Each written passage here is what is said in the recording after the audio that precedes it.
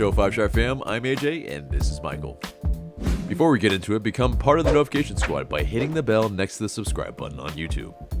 Welcome to another episode of 5-Stripe Weekly, and in this episode, we will talk about the USOC Wars, a bunch of transfer rumors, the MLS SuperDraft, and a lot of defenders and goalkeepers that we are signing, and which is probably a good thing, but it's a flurry, and we'll break it all down. But before we get too deep into anything, we want to shout out our Patreons and Andrew Wicki, Now Faruqi, Gavin Marshall, Jordan Beck, and Chris James. Shouts out to you all. But yes, as well, if you're new around here, help us get on our road to 10,000 subs. So every little bit helps. There is an algorithm that is actually showing us that, a lot of you people that are watching aren't subscribed. So definitely help a brother out. Help our brothers out. And, do that. But anyway, so let's get into the news. And last Friday they announced, MLS announced that the MLS Next Pro League will participate in the 2024 Lamar Hunt US Open Cup instead of the MLS teams. Now, that definitely put a lot of people in a tizzy, and I think rightfully so. People are upset. And, you get a full week, mostly, pretty much, of back and forth in terms of fans, really going at MLS for this move. But also, U.S. Soccer, they have announced that the request to have MLS Next Pro teams represent MLS in the U.S. Open Cup was pretty much denied. So they said in an official statement, as we move forward, we will continue our review of the U.S. Open Cup to ensure it aligns with the U.S. soccer strategic pillars. We remain committed to addressing the needs and concerns of all of our members, including the MLS and other stakeholders, to enhance and improve the U.S. Open Cup. Now, it seems like MLS, they are stemming these issues as part of fixture congestion, as well as part of it is, the early rounds. A lot of the teams usually play the youth anyway, or at least fringe first-team players. But, they're citing this as a way to develop young professional players and providing them with a greater opportunity to play meaningful competitions. But, as well, though, it seems like there still kind of is a gap in the MLS schedule, as it was announced earlier this week, and we will dig into that, of course, as well, and pick our maybe favorite fixtures, maybe even do a very bold prediction of each fixture. We will get there in later in this episode, but it's basically, there's a ton to sift through, but what are your thoughts so far? It's a lot. I mean, kind of going through the whole thing, you kind of have to look at, where this started, who said what about what. There's a lot of also misinformation in the beginning too. The weirdest thing that I thought, and I guess it was not that weird when I further considered some things, is that MLS did this before informed US Soccer it was going to do it, which is kind of crazy, that they would put out this kind of almost a bluff. Hey, we're not going to put our first teams into the tournament. We're going to use MLS Next Pro as like an official thing. Obviously, MLS is a bit strapped. They're restricted with how many players they can use for different competitions. Calls up from reserves and from their Next Pro teams, and from their second teams, and from their academy. So they have to strategize about how they want to employ these players in different time periods. The Open Cup has always been a little tricky. A lot of times they want to use their not full strength squads to play in this tournament, particularly especially in the early rounds, which makes perfect sense. because a lot of times you're going up against lesser opponents. Unfortunately, Atlanta would go a little too hard in that, and then we would end up losing. So that can have a double-edged sword to that. So it's a little weird to me that they started out by not informing U.S. soccer and then would just put that out there to see what would happen. Now, I say it's not that weird because it's possible and probably probable that MLS is trying to kind of stake some ground, put their flag down and say, like, listen, we have some things. It's like they're saying they want to develop young professional players by providing them great opportunity to play before fans in meaningful competitions in a tournament setting, prioritizing players' health and safety. So that's the roster or the game congestion issue, and also enhancing investment from U.S. soccer. So it's kind of like they're saying, hey, we're going to threaten this and make things look weird and tenuous between the two organizations, get people riled up on both sides. So perhaps U.S. soccer then can come to the table and do some of the things MLS is requesting. Part of it is MLS's own doing, and that their own rules are the reasons why MLS is strapped for being able to use players from academies or from twos, their second teams, as liberally as they want to use them, or they can. Adding with Leagues Cup, it's like this is clearly the marquee kind of event that they want to focus on, and not the Open Cup. They see as just not really worth it, and to a degree they have a point. And this is part of what MLS was kind of griping about. The United States Soccer Federation hasn't put a lot of money into the US Open Cup. It's kind of left it to dwindle a bit. That's not exactly the product MLS wants to associate itself with, especially when you have the likes of Lionel Messi coming to the league and now having to play a USL team in a stadium of less than 10,000 people, with very bad broadcasting rights and just the infrastructure in general. It's not a great look, and I understand why they're like, we want this marquee event to kind of replace it with Leagues Cup because they have full control over it. They have full money put into it. It looks good. It's clean, polished. US Cup, not so much. So this is kind of a way of them, I guess, saying, like, we're putting a line in the dirt. You guys have to step your game up, or we're going to start pushing our weight around a little bit because we believe we can get away with that in some ways. In the past, United States Soccer Federation has folded in some of these instances where MLS has pushed their weight around. Maybe they thought they'd do it again, but in this case, they didn't. USF clapped back. So it's interesting to see where it goes from here.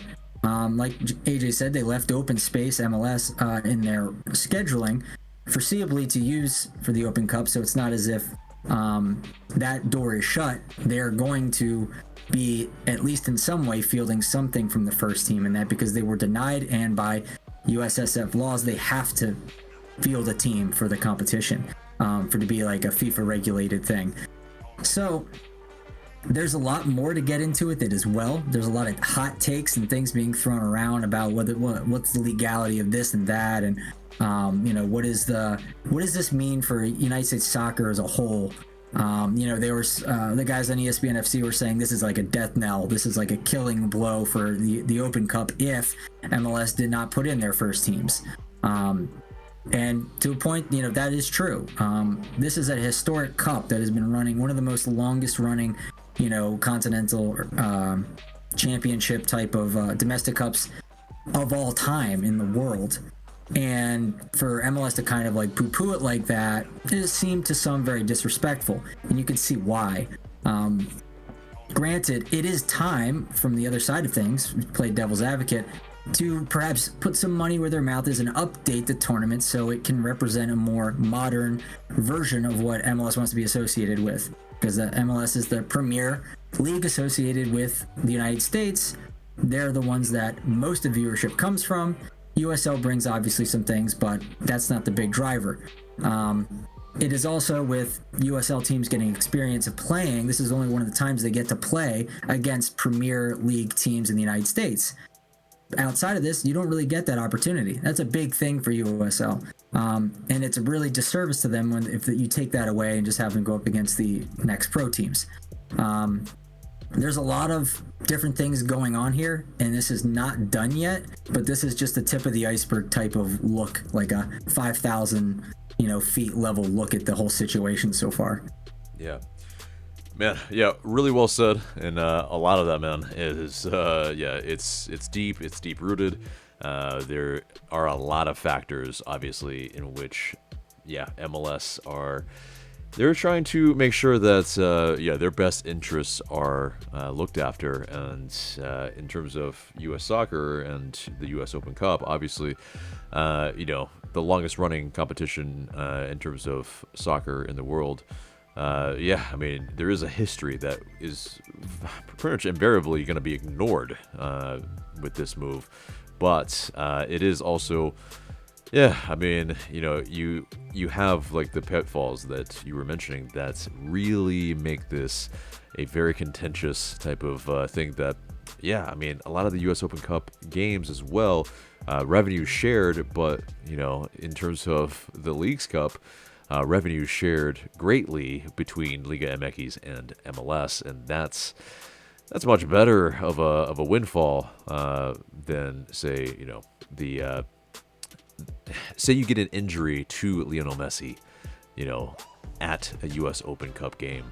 I mean, and where there were 10,000 people in the stadium, and there's maybe millions watching, but then they're seeing this inferior product. Yeah, there's a lot to work through, and I think what you're saying, this does happen a lot.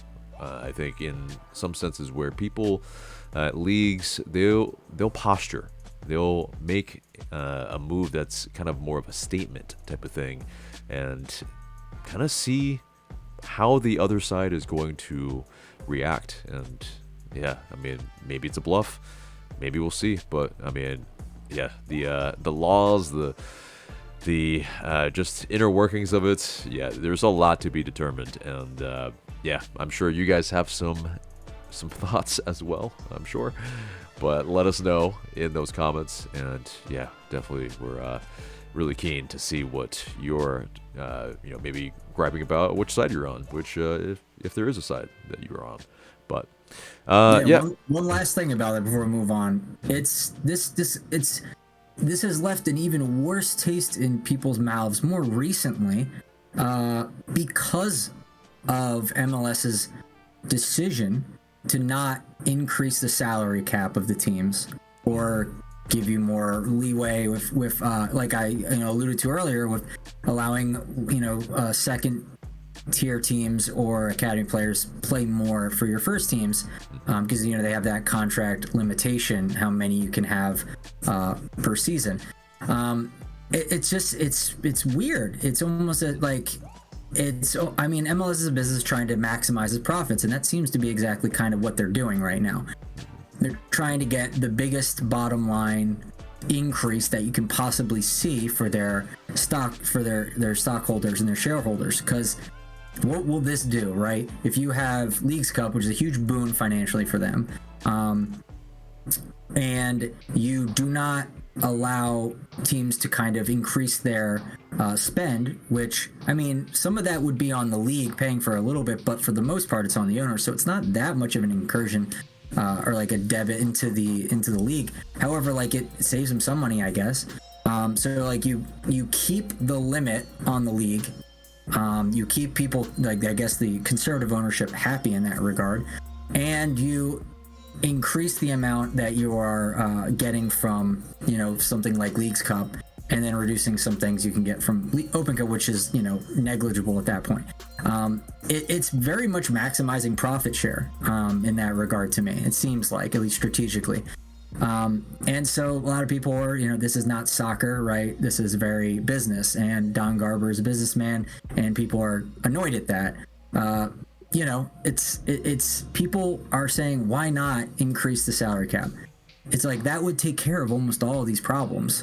You can have more players come in that can participate at a high level in different competitions throughout the year. I mean, you see this in a lot of the other leagues around the world. So maybe it's time for that. We all thought it'd be time for that. It makes sense with adding competitions. Why not do this in unison with that? For whatever reason, they didn't. And I guess it somehow has to do with increasing your profit share by, as many margins as possible in order to show at the end of the year and after the end of Lionel Messi's run that this was a massive success in terms of the league financially. I don't know what happens after that. Maybe they use that to leverage other things and grow the league in a responsible way, working hand in hand with USSF. But right now, it seems very much MLS only looking out for MLS, and everyone else is kind of having to kick rocks. And I can see why people have a bad taste left in their mouth with it. Yeah, and I guess final thought here is, or final thoughts. Is that, the teams, the club owners, there's probably a reason why they have not voted to, increase, spending limits and, just the whole MLS salary structure, maybe a 4TP. It's because, you have those owners that are a little bit more penny pinching and will, it's like they want to maximize those profits. And so, right now, like by doing that, they would have to spend more. And by what profit margin? Like you're going to have Lionel Messi anyway, and, he's probably going to clap a lot of teams. Why spend more? You're just going to, make more money with him anyway. And so it's maybe subjective that, the competition is greater or lesser for most of that anyway, and the fans will argue for MLS anyway. So it's a very interesting, back and forth argument for all sides. But I think the interesting bit is if this stays, imagine a USL side or an MLS Pro side in the Champions League, because that's what happens if you win the US Open Cup. And you're just going to have this way inferior side that, you have some minnows in the Champions League already anyway, and some of the other leagues, but, I mean, this is a level that is way below that will be a really crazy outlier in the Champions League. But either way, we'll see what will happen. But let's move on swiftly. And, LA United, they announced the signing of, or re-signing of Quentin Westberg, probably at least, the third choice backup, but at least as well. You never know what Gregersen might do. We still don't know. So he might be the secondary keeper as well. Who knows? So, it seems like so far that Gregersen, all accounts maybe could return. So, they're really at least accounting for that. But, definitely with some of the other moves, we will see. But moving on from that, Arthur Blank, he wanted Mercedes-Benz Stadium to be the home ground of the U.S. national team. He said, quote, "We've earned it, and Atlanta has earned it. But, of course, we are a turf stadium, and yes, U.S. soccer will and want to play on grass. It is a quick change, but it still is something that's, there are some logistics to handle in making that happen. But, what do you think of Arthur Blank's statement of, Atlanta and Mercedes-Benz Stadium should be pretty much the hub where the U.S. men's national team plays? I mean, selfishly and personally, I would love that, obviously, because I live in Atlanta and I get to see the United States men's national team more often play here, or the women's national team play here. That would be great. I mean, we already have the, She Believes Cup coming here, playing in, I think it's like April or something like that. I'm excited to possibly go see a game there, take my daughter. That would be awesome. If USSF could, I don't know, help subsidize putting in grass at the bends, either like permanently or at least like whenever it was necessary to have more games scheduled there more often, instead of like kind of what we already do, which is occasionally, and I mean very occasionally, have international teams come here to play, and then we'll put the grass on, and then we won't see the grass again for a while until we get another one, which would be a while. I want to see more often. Hopefully USSF can help with that. I feel like all the investment is going to Atlanta already with, the training center, the headquarters. Why not also have the premier stadium in the area also be outfitted in such a way, or at least prepared, to be able to host regularly high-level international competitions, so this really starts to look like the hub of American soccer. I don't see why that wouldn't be on page one of everyone's book when it comes to this, but I don't know. I mean, the NFL and the other reasons why turf exists, I mean, NFL not so much in itself saying we need turf on there, but it's a lot of the other voices in the room keeping turf on this stadium's ground is going to be a bit of an issue, a bit of a hurdle to get over, if ever. So I don't know if we'll see a permanent grass there at any time in the future. It's expensive, very expensive, and I don't know if USSF wants to help fund that. But at least for temporary and more frequently, I think that's a no-brainer and absolutely should happen. And I think we'll see it too. Yeah.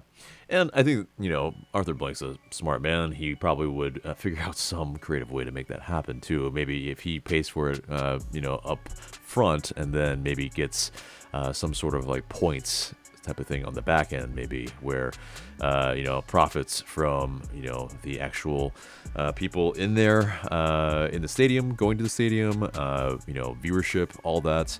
That might be kind of the way to be able to, subsidize on the back end. But either way, it would be incredible. And it's almost a no-brainer to some degree that, if the, the U.S. men's national team and U.S. soccer is going to train in Fayetteville, well, it's only makes sense for them to also play in the best stadium in the South.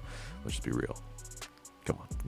But anyway, so let's move on from that into some of the roster moves. And LA United, we may be on the verge of adding some experienced center backs, one of them being in the re-entry draft, Derek Sean Williams. He's a center back that previously played for DC United. And also a former product of the Aston Villa Academy. And signed as a youngster from the local side, Tramore AFC. Also in England, he played for, of course, Villa, Blackburn, and Bristol City. He's an Irish international, but according to Doug Roberson, he will not occupy an international spot. And LA United, they have 7 days to make an offer from which they drafted him, which was on Thursday. His previous contract was about $871,000 for the year, which is pretty high. That's TAM territory. But we probably won't offer him that much. But 30-year-old guy who's left-footed center back, could be depth for maybe behind Luis Abram or competition, maybe to usurp him if he does play better. But what do you think of Williams and this draft pick? I think it's fine. I mean, the way I kind of frame this to help me understand it is that this is kind of a Purata replacement. So if you think about what Purata gave us in terms of output, I think you'd probably see similar levels from this guy. That's the way I kind of clock him.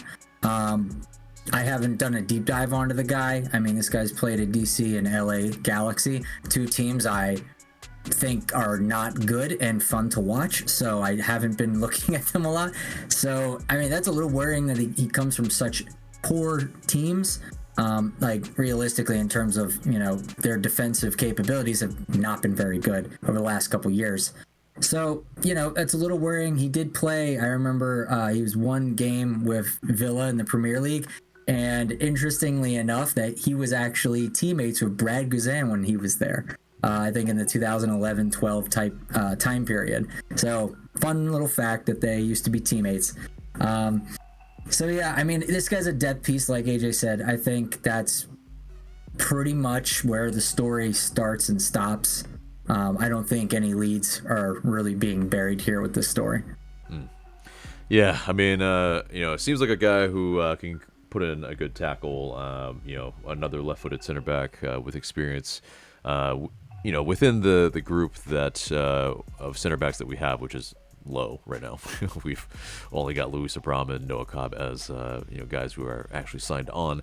So I think with the uncertainty with Miles Robinson, maybe that ship has sailed as well. We don't know. I mean, Miles Robinson posted an Instagram post with 3 photos with the caption "Soul Searching." So I think he's still trying to make a decision here, and maybe waiting until January to see if there are some offers from abroad possibly as well. Because I feel like also if FC Cincy went well, he maybe would have signed. So, you never know. I think he's probably trying to weigh his options. But and it better not be like 800 that we signed this guy Derek for. That's just way too high. That's way too high. Exactly. It's I think with his age as well, and it'll depend. I think at most it'll be a 2-year deal because I don't see us sinking too much money into a player like this, but you never know. But moving on from that, some transfer rumors as well from earlier this week. According to Tom Bogert of The Athletic, LA United, they've identified a couple of players in MLS free agent Jonathan Mensah, who previously had also won an MLS Cup with Columbus Crew in 2020. He also previously played for San Jose Earthquakes, but also as well Ligue 2 side Bordeaux, the Norwegian international Stian Gregersen. 2 potential key signings, but as well, I mean, it's today, Friday, a rumor came out that Stian Gregersen, there was a bid for $2 million from Atlanta United. That was according to Stian Wall, and I mean, seems like at least this guy Gregersen, I believe he was 6'5", 6'4", 6'5", and right-footed center back, and definitely a guy that's the Ligue 2 side, or just the league, obviously has bore some fruit for us. Obviously with Muyumba, with Shonda Silva, it's looked kind of good in terms of maybe the translation to our league. So these 2 players, what do you think?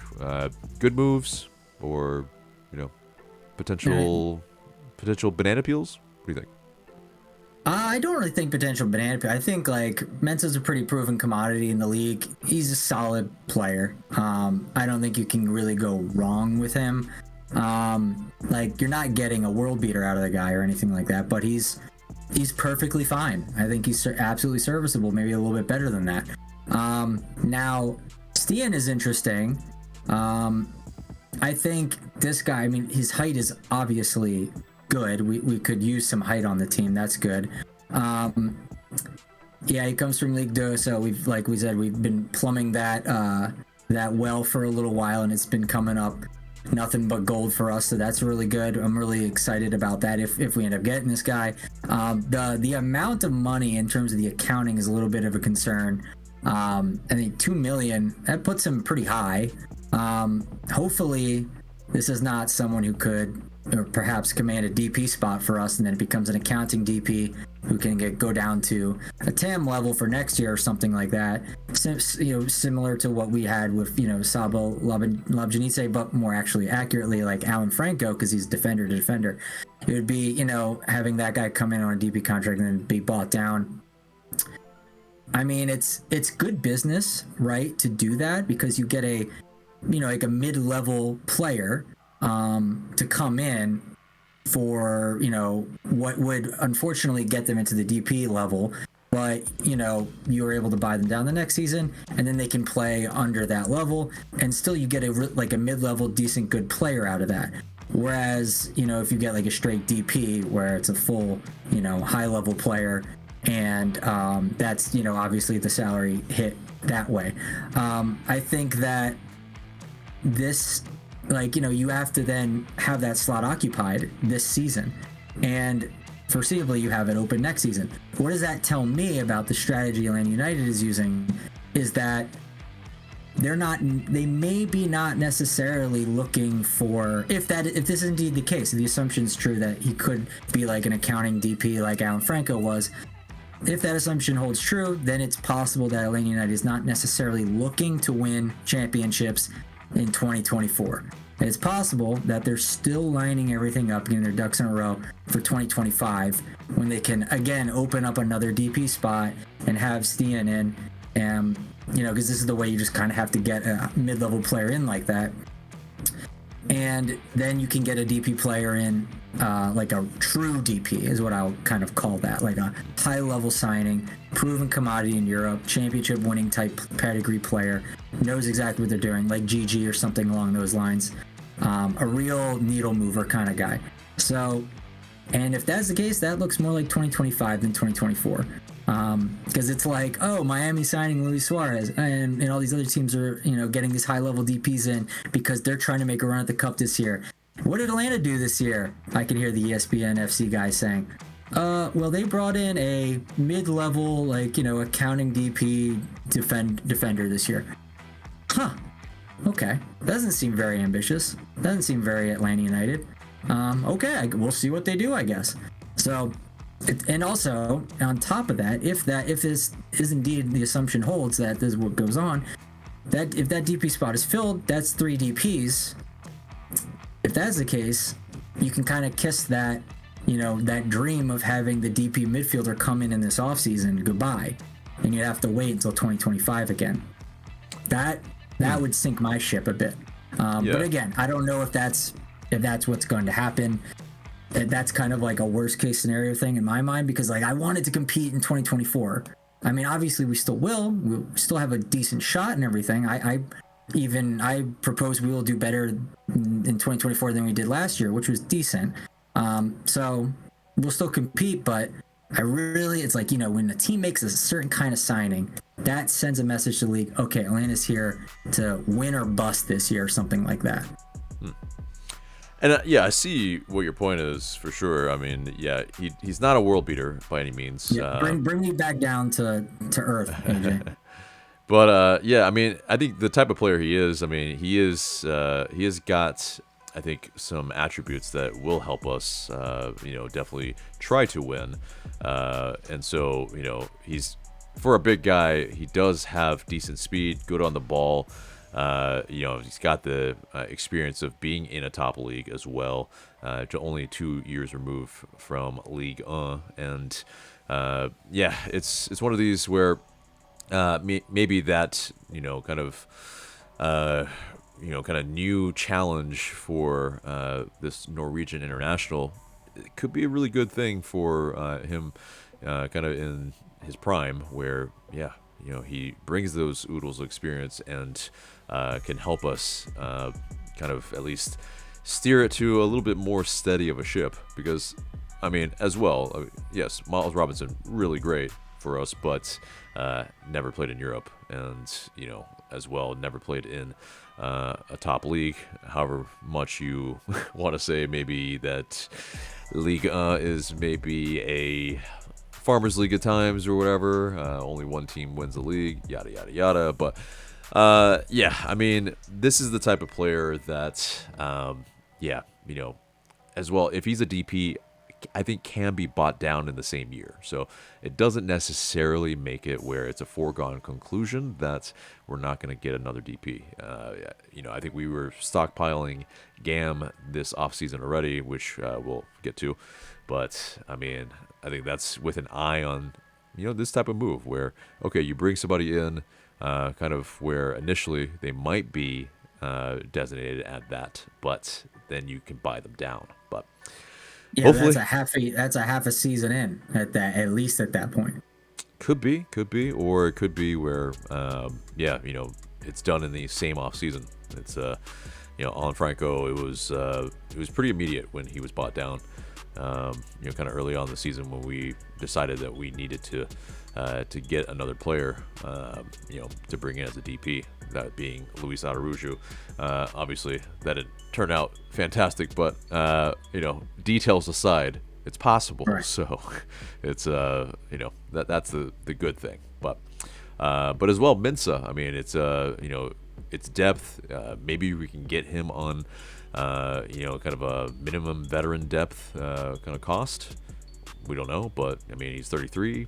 It's possible. So An interesting fact about Stian too is that he would, like, the 2 million number they're throwing around was around the same amount that we were talking about of LGP when he came to the team.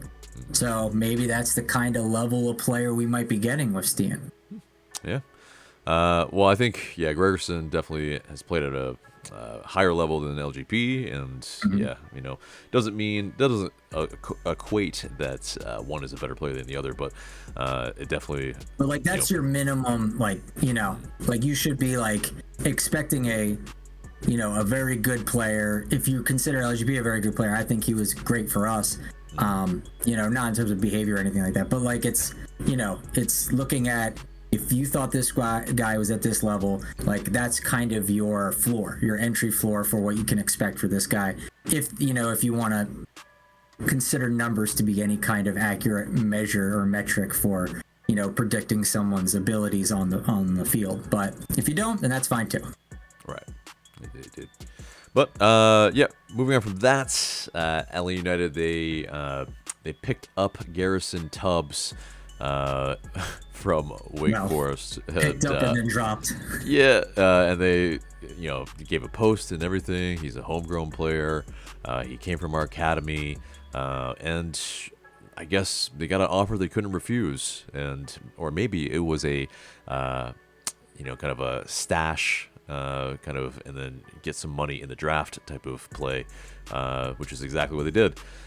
Pretty much on draft day, on the MLS SuperDraft day, they traded Tubbs to DC United for approximately $125,000 in GAM and an extra $150,000 in GAM in add-ons. So, it's definitely threw some people into a little bit of a like, what? Like, why would we just do that? But I think it's kind of clear that, maybe this move is with an eye on being kind of a win now move, and getting GAM from a player that these are kind of roster inefficiencies where you can pick up a player for free pretty much, and then you flip him for a bunch of GAM that you can then use to bring in and buy down players like Gregersen. So I don't hate it. Tubbs, we barely knew you, but I mean, but what are your thoughts on he might this? be back, because he's from the, he's a homegrown type of player, so like he could be back and that could help us out. But there was also some posts that Tubbs liked on Twitter where people were saying like he was surprised by this, that he didn't see us coming. He thought, on Atlanta United, and like some people were saying, well, if you were told ahead of time that this was going to happen, kind of thing, like be given the offer and then shipped off immediately, it's like, okay, that's one thing, kind of, that's just business, we understand. But it seems like he was kind of blindsided, so that can be a little shocking to a young kid going into the professional world like this. But it is what it is. It is, at the end of the day, it is business. But you'd like at least some kind of notice. But that is not always possible. Business deals are business deals, and the secrecy and the keeping things on a need to know basis are kind of the something that happens in those situations. So it is what it is. He seems like what I've heard, he's a very good prospect. So whoever's going to get him, DC, is going to probably enjoy his time there. Hopefully he develops into someone really good. It seems like he has a high ceiling, so it's exciting to hear with someone coming out from our neck of the woods. So I'm excited to see how he develops. Right, and it could be that where basically him in college, he had some of the best defensive stats in the league, and now they're getting somebody that's probably would have been drafted pretty high, and so that's almost exactly probably why we made sure that we grabbed him, because, yes, in the draft, there was a move right before the draft. We sold the rights to Miguel Berry to the LA Galaxy for the 33rd pick in the 2024 MLS SuperDraft. But we had 4 draft picks, and then we also sold off draft picks number 33 and 72 right promptly after that during the draft to Chicago for $50,000 in GAM. But we did make a couple of or 3 selections, so it did kind of bore out to be a lot of goalkeepers and defenders. But Jaden Hibbert from the University of Connecticut, he was our first round pick at number 19. We also picked up midfielder Javier Armas from Oregon State University with the 48th pick. Goalkeeper Casper Moles from the University of Kentucky.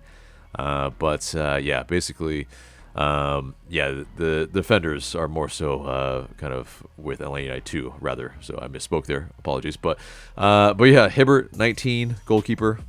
Started all 14 games for the Huskies in 2023. A player that's is definitely a player that is for the future, I would say. Probably not a immediate starter right out of the gates. Armas, midfielder, he played 5 years with the Beavers.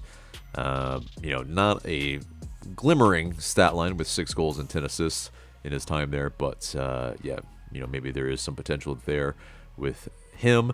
And then Casper Moles, kind of a guy that's maybe was a little surprising. I think that he fell all the way down to kind of here in the 77th pick, but he's a guy that's I think some teams probably were pretty high on, but maybe didn't want to take that chance. But he definitely as a freshman earned the NCAA D1 All-American First Team honors, and along with the Sun Belt Conference Goalkeeper of the Year accolades. So, a couple of guys that's, might kind of replace the, just the Justin Garces and, Vincent Reyes that, we weren't really able to maybe bring them into the first team, but, we needed to kind of replenish the coffers here. So, I think from that standpoint, goalkeepers in America usually are pretty good. There's a lot of them that get sold to Europe, and I think we get that inherent size. We get that inherent kind of like I guess Americans are better with their hands just because we play more of the sports that require that. So there is a bit of maybe where well, let's go with and take some flyers on some guys that are coming from the American kind of system. But what do you think? I mean, this is staffing mostly the 2s that were drained a bit in the offseason, so that's fine. We need to get bodies in there. We'll see how they develop, see what happens. There's always that pathway, perhaps to the first team if they do well, so that's cool. So excited to see how that goes. Yeah, that's about it. Yeah. I mean, it's just, Carlos Bocanegra, he mentioned that, our goalkeeper group is all over 30 years old, and there's a bit of a gap in the academy. So this seems to kind of just, like I said, replenish that. Now, moving on to LA United 2, before we get into the MLS schedule that was released. Basically, there was a transfer rumor that's Atletico de San Luis. They are close in bringing in Jonathan Villal, a Mexican-American player. And probably in terms of Mexican soccer, one of the jewels that's, Mexico are looking to maybe cultivate. But so that might happen. Villal, pretty much, a good player for LA United too. But I think when you can get to a more professional team in that sense, not a development team, you probably would take that move. So, and that rumor was according to Kerry Ruiz. But Yeah, Atlanta 2 also made a flurry of moves, some signings, goalkeeper John Berner and midfielders Noble Okello and Jacob Williams, as well as Daniel Russo, Haya, and as well as Matthew Edwards, a couple of defenders that basically kind of fill out the roster a little bit. But yeah, look like to be some pretty experienced guys that, if we did play them in the U.S. Open Cup, okay, you have some players that are hosses. So, but any thoughts on Atlanta United 2 moves?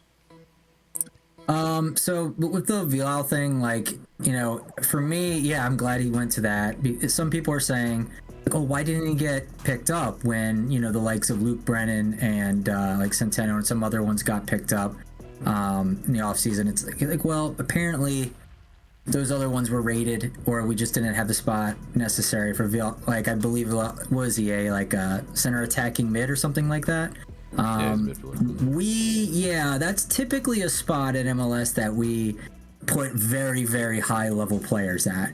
And no offense to him, but I don't think that spot's going to be coming open anytime soon. I don't think he's going to be getting a lot of minutes if he were to join a team like ours, to be in a position like that. So I think it's a much smarter move to go elsewhere, somewhere where he can actually get playing time and things like that. So I think it's a smarter move. It's just a little bit easier for players like Brennan and players that Firmino, that don't necessarily occupy those talisman spots that we invest a ridiculous amount of money in. Right.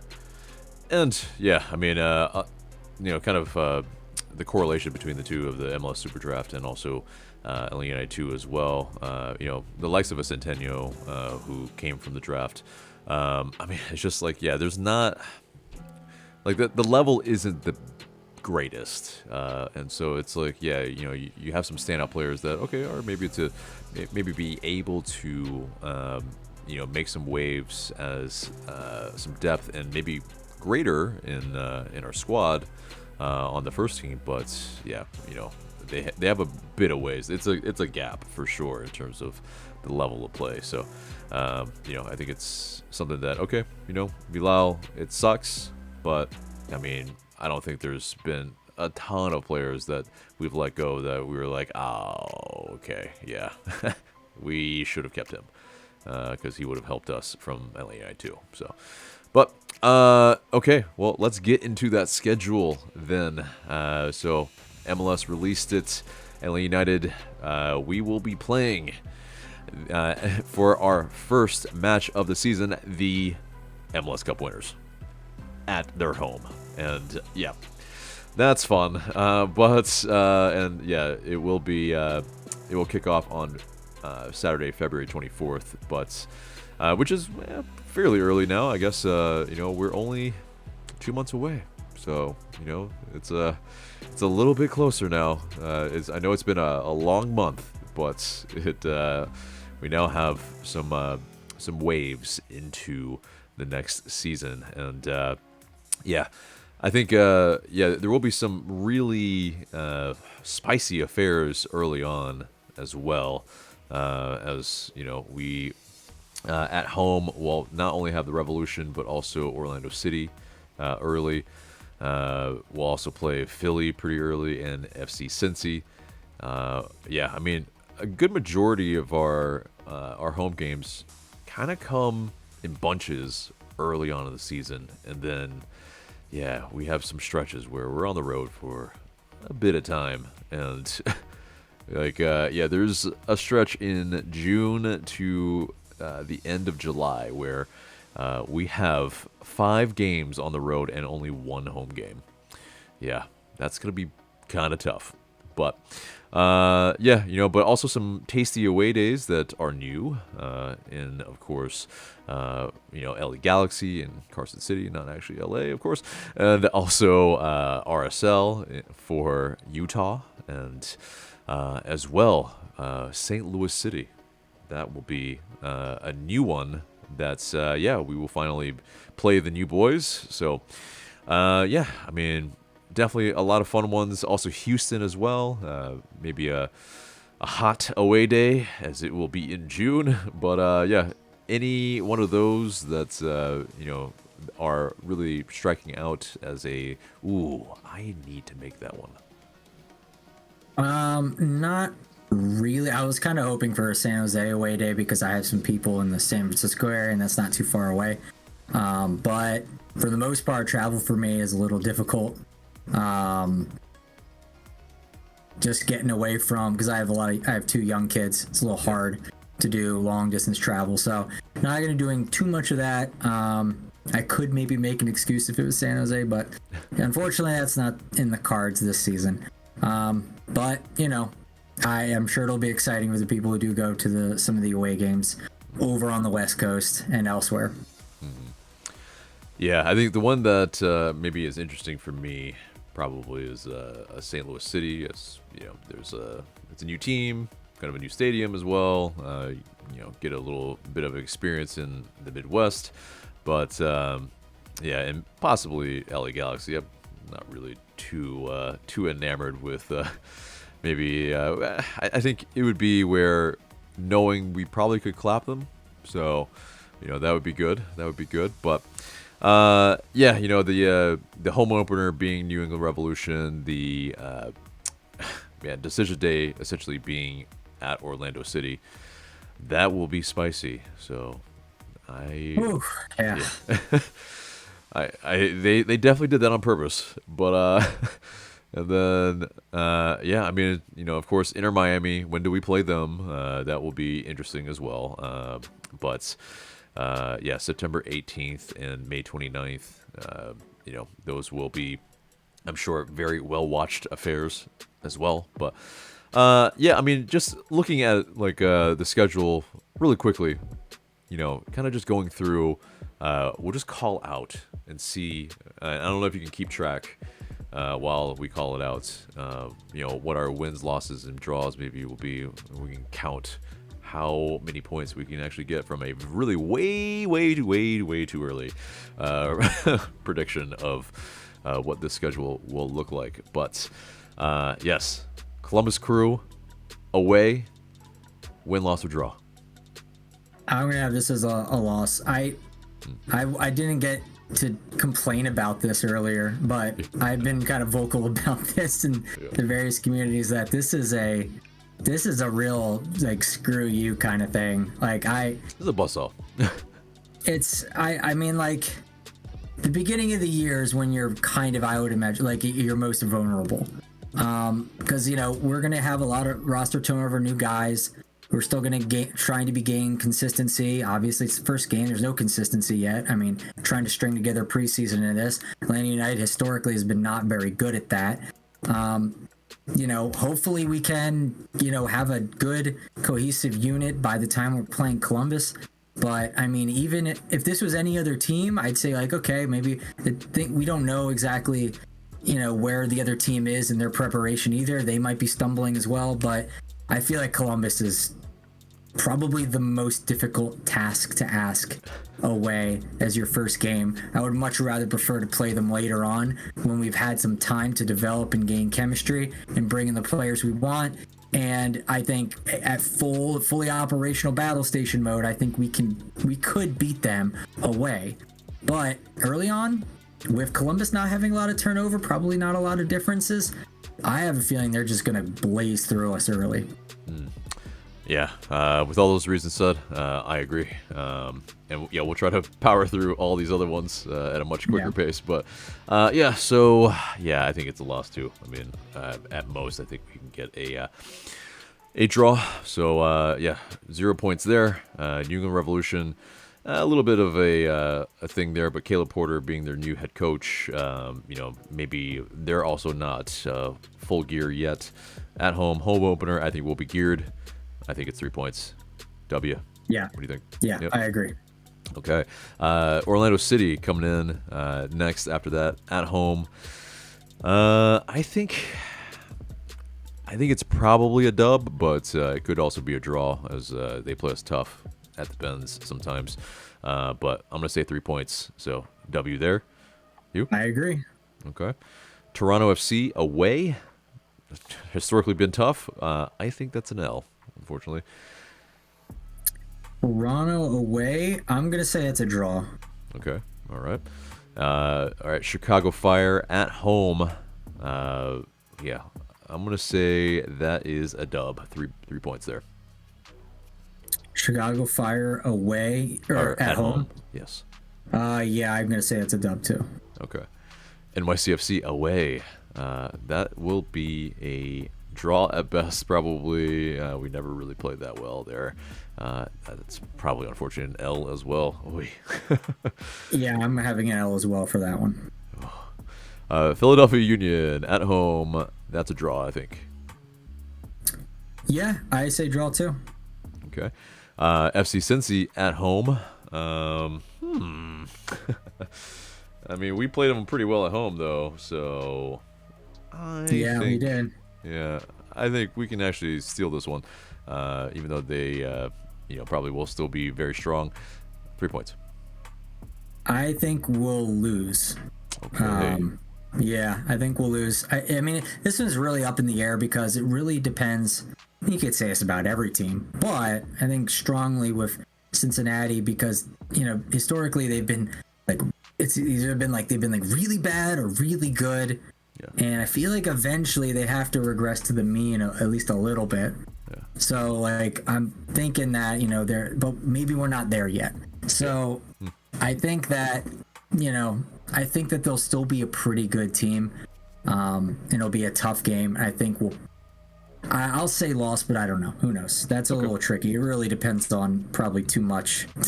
Yeah, for sure. Which we won't get into. We have to rifle through. But Chicago Fire away. Man, I think it's a draw. Yeah. A draw. I want to say a win. Okay. All right. I want to say a win. Just because I have no faith whatsoever in Chicago right now. Yeah, to be fair. Minnesota at home. I think that's a dub. Minnesota at home. I think it's a dub too, yeah. Okay. DC United at home. I think we can do this. Yeah, dub. Yeah, I think so too. Okay, next FC Cincy away. Yeah, that's an L, unfortunately. Yeah, that's an L. Yep. Yep. Especially having played them that close as well. Like they would have gotten all the scouting that they needed. Nashville SC away. Oh man, I think that's a draw. I think it's a draw too. Yeah. Yep. LAFC at home. Ooh man, I think this is a draw. LAFC at home. I also have that as a draw. Yeah. Inter Miami away. Unfortunately, is an L. Yeah, I'm gonna think it's an L. Like that's another team where it's highly dependent on what team they can field. We kind of have this thing going on in the Discord about, well, Miami's good and all, but the likelihood of them having like all 4 or 5 of those high-level players on their team on the pitch at the same time is very unlikely. It's going to be very interesting seeing how Tata manages the time between all of them because it's just they're all old. They all are very injury prone. Suarez barely has 2 legs working. Like it's gonna be very interesting to see how he handles it. So it could be very much a day where Miami has to rest all of those guys. So who knows? Yeah, indeed. Charlotte FC at home. That's a dub. Charlotte FC. I think unless I see something crazy happen with them, I feel like they're still just there for the taking. So. Yep, indeed. Even though they did bring in Dean Smith, a very, very good coach, but still, it's they need to fix that roster for sure. Yeah. Houston Dynamo, I misspoke. It's not an away game, but that's at home. Man, they're tough. I think it's a draw. Yeah, I'll say it's a draw. I want to say like I just feel like the Western teams are just so weak compared to the Eastern teams, and even though these guys are Open Cup champs and they made it pretty far in the playoffs on the West Side, I just feel like Atlanta could have made it far on the West Side too. So we'll see. I think a draw is probably fair to say, but I think we have a chance there. Okay. Awesome. All right. DC United away. I think it could be a draw. Yeah. I don't know.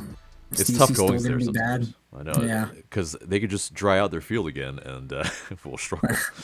Simple as that. It'll do it just because like Pineda and the team has struggled in some regards in away games. So I'm just gonna say probably a draw. But hopefully, we can figure that out this year. We'll see. Right. Yeah, hopefully so. St. Louis City away. Unfortunately, I think that's an L.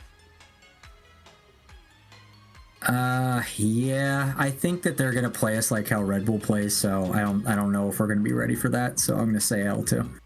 Yeah, their keeper's probably gonna stand on their head or whatever, and yeah, it'll be some nonsense like that. All right, Toronto at home. That's a dub. If things continue the way it has been with Toronto, then absolutely yes. Away, it's a whole different story, but yeah, at home it should be pretty conclusive. Away at New England Revolution. I could see it being a draw. Yeah, I think this is an L, unfortunately. Think it's an L? Yeah, I think it's a midweek game, so I think. Okay. RSL away. Oh, man, this is a tough stretch. I think it's also an L. Man. RSL away. Yeah, it's a tough one. I'm going to say that's probably an L. Yeah, because it's back-to-back away games in the same week, 3 days apart. Okay, Montreal, CF Montreal away. Man, I think we can at least get a draw here. So yeah, I agree. All right, NYCFC at home. I think this can be a dub. I think 3 points. Yes. You said NYCFC at home? Yeah. Yeah, I think so. We should be able to beat them at home. Yeah. Next up, Columbus Crew at home. I still think we'll probably... we could draw that. I think we could draw that at home. Yeah. I think obviously we tough. won. Yeah, we won and drew the first time. I think we can get 3 points here. So you get 3 points? Okay, I'll give you that. Mm-hmm. I think the playoffs had a lot more motivation on us that time, but yeah. Could be for sure. All right, LA Galaxy away. That probably, I would say it's their dub.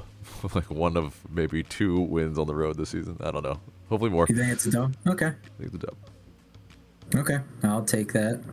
We're at 41 points right now. Okay. Are you saying it's a dub or? For LA? Yeah. Okay, got it. All right, next up is let's see. That's Charlotte FC away. Ooh. Obviously we can win, away. But I think they might be.